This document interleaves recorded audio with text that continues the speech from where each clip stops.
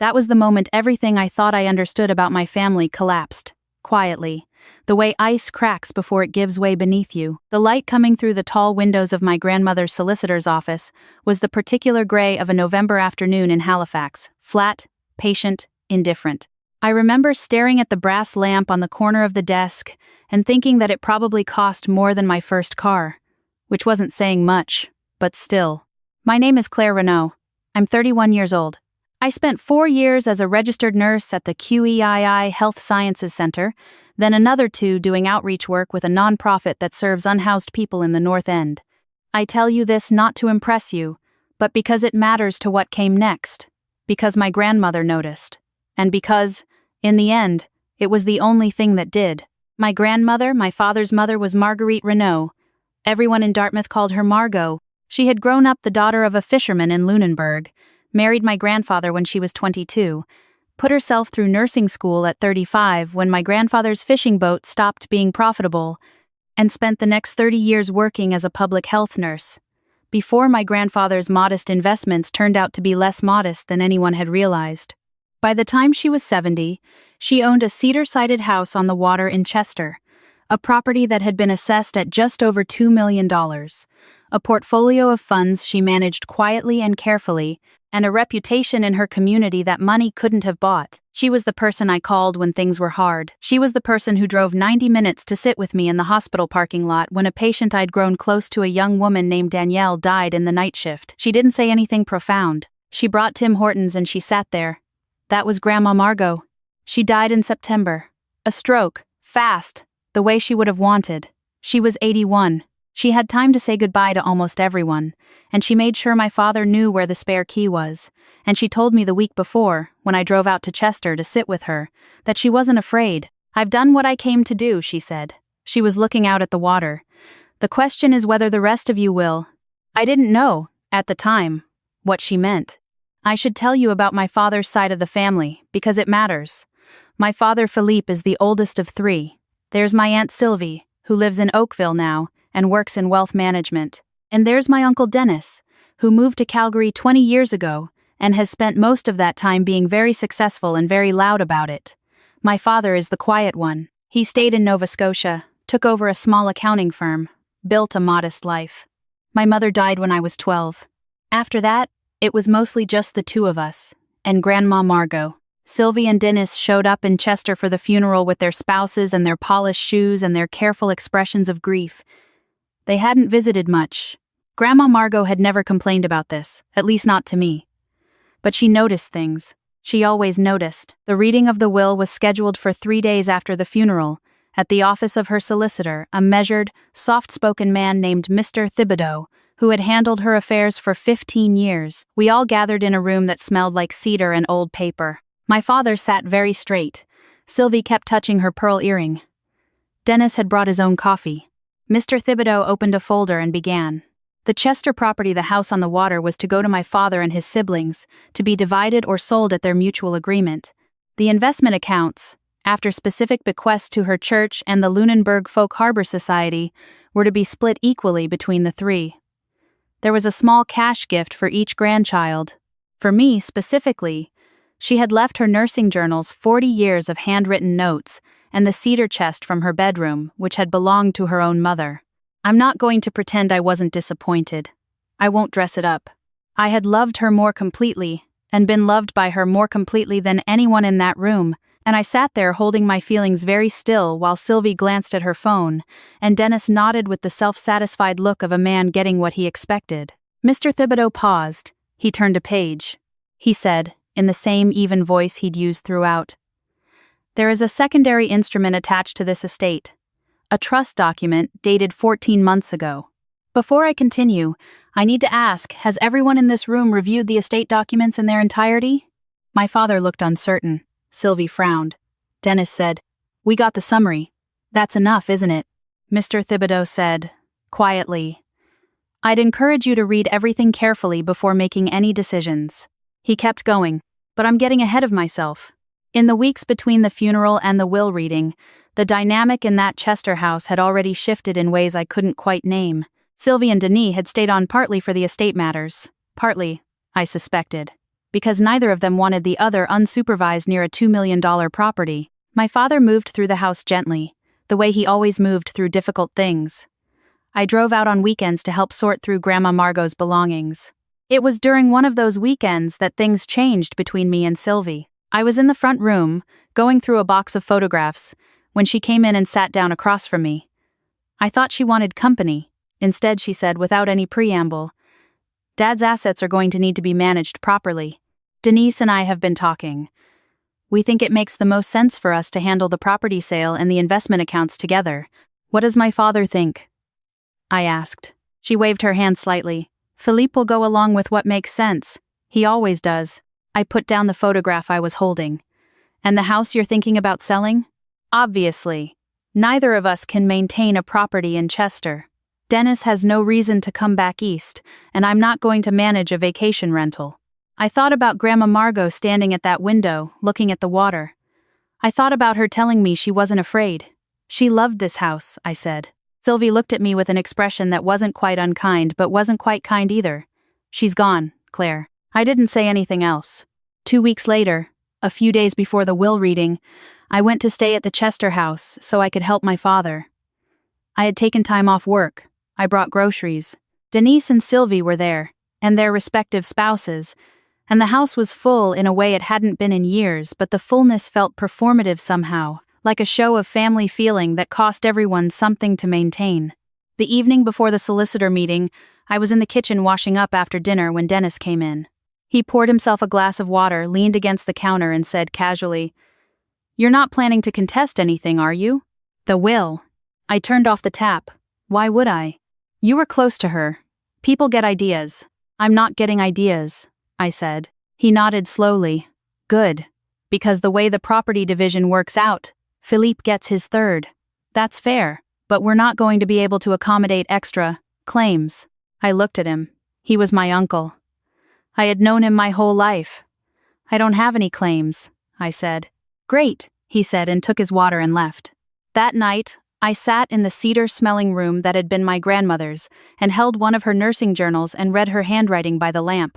Her notes were meticulous and compassionate details about patients she remembered, questions she'd asked herself, observations about what people needed when they were frightened. Near the end of the journal, she had written, "The hardest thing in this work is not the grief.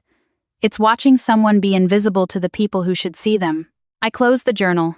I didn't sleep well. The morning of the meeting was raw, the kind of cold that comes in off the Atlantic in November and lives in your joints.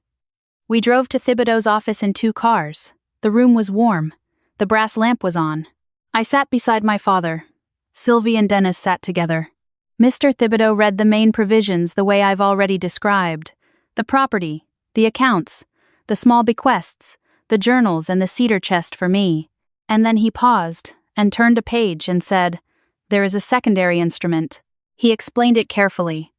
14 months before her death, around the time, I would later calculate, of a conversation she and I had had over the phone about the nonprofit I was working with, my grandmother had established a separately administered trust. The trust held assets that had not been included in the main estate summary. Specifically, a portfolio of investments and term deposits with a total current value of approximately $840,000. Dennis said, "What?" "The trust," Mr. Thibodeau continued, "had a named beneficiary and a set of conditions. The beneficiary was me. The conditions were these. The funds were to be used, within 3 years of receipt, to establish or significantly expand a registered charitable initiative focused on healthcare access or social services for vulnerable populations in Atlantic Canada.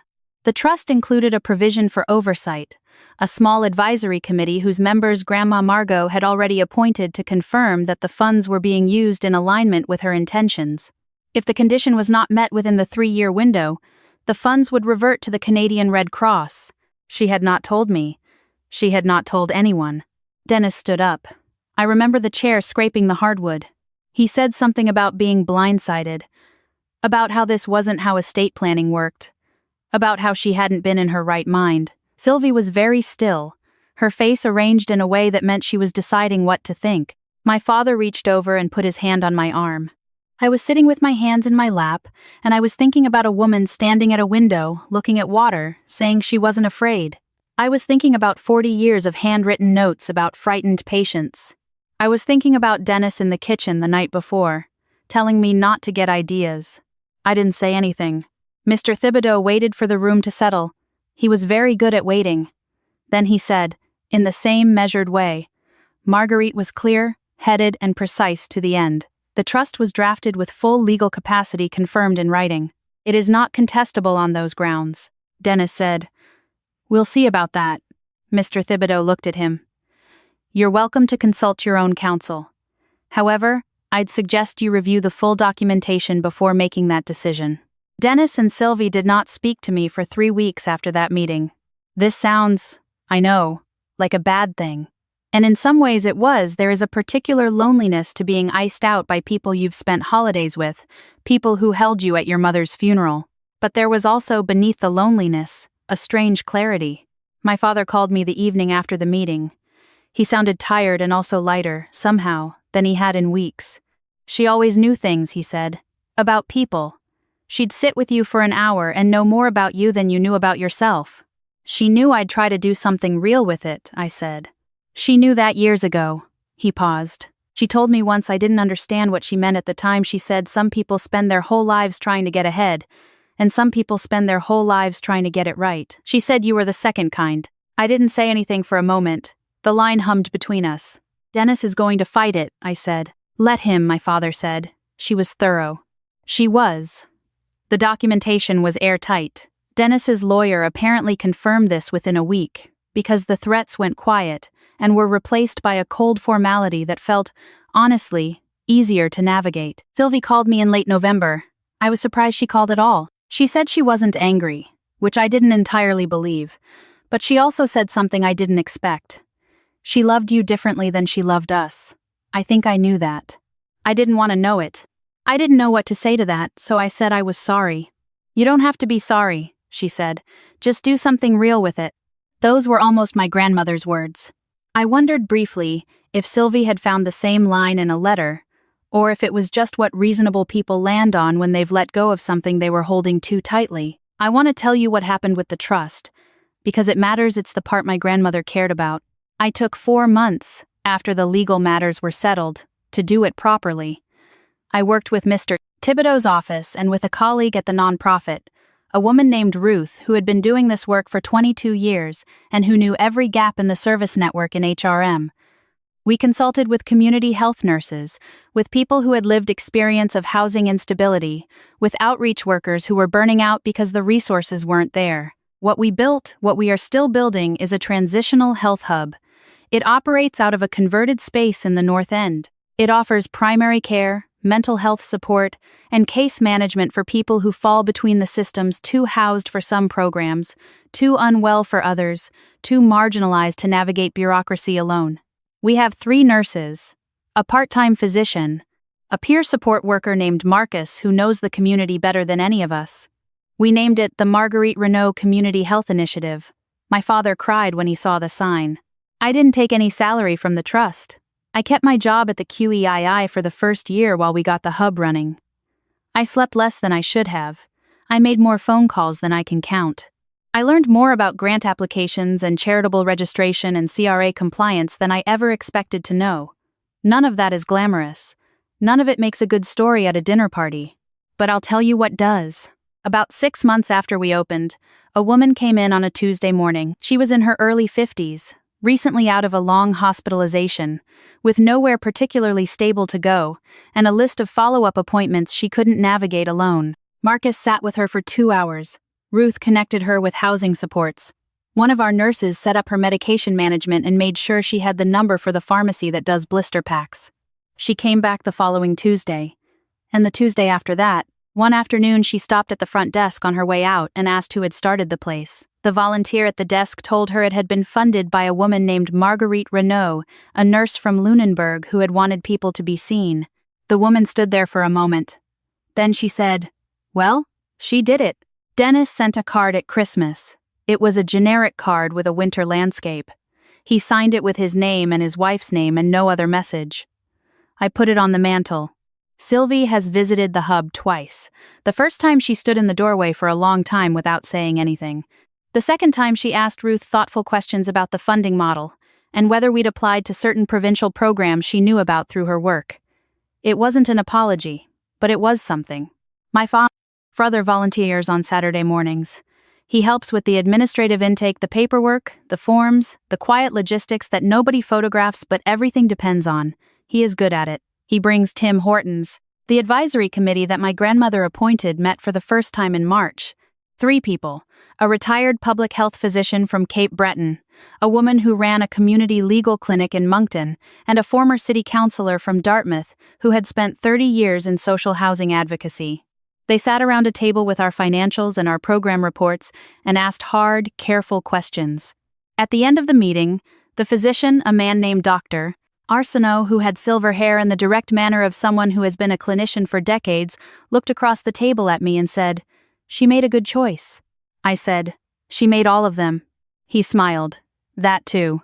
I drive out to Chester sometimes, still."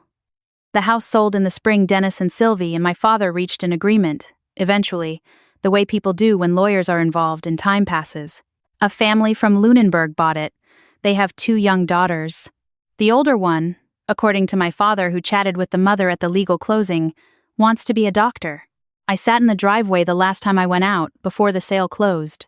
The water was the color it gets in October dark and very serious, like it's thinking about something. I sat there for a while with the window down, breathing the salt air. I thought about a woman who put herself through nursing school at 35 because she decided what she wanted to do, who spent 30 years writing careful notes about frightened patients, who sat with me in a hospital parking lot and didn't say anything profound and didn't have to. I thought about her saying, "The question is whether the rest of you will." I don't think she was talking about the money. I don't think she ever was. The money was just the tool she had. The point, the real inheritance she left, was the question itself. Whether we'd see the invisible people, whether we'd do the work even when it wasn't glamorous, whether we'd choose, when we had the chance, to be the second kind. I like to think I'm still figuring out what that means. I hope I'm always figuring it out. The cedar chest sits at the foot of my bed. I haven't put anything in it yet. It smells like her cedar and lavender and something older, the particular scent of a life that was lived with intention. The journals are on my shelf. I read them sometimes, late at night after a long shift, when I need to remember that the work has always been hard and people have always done it anyway. She wrote, near the very end of the last journal, "Don't wait until things are easy. They won't be. Just keep going toward what you know is right." I keep going.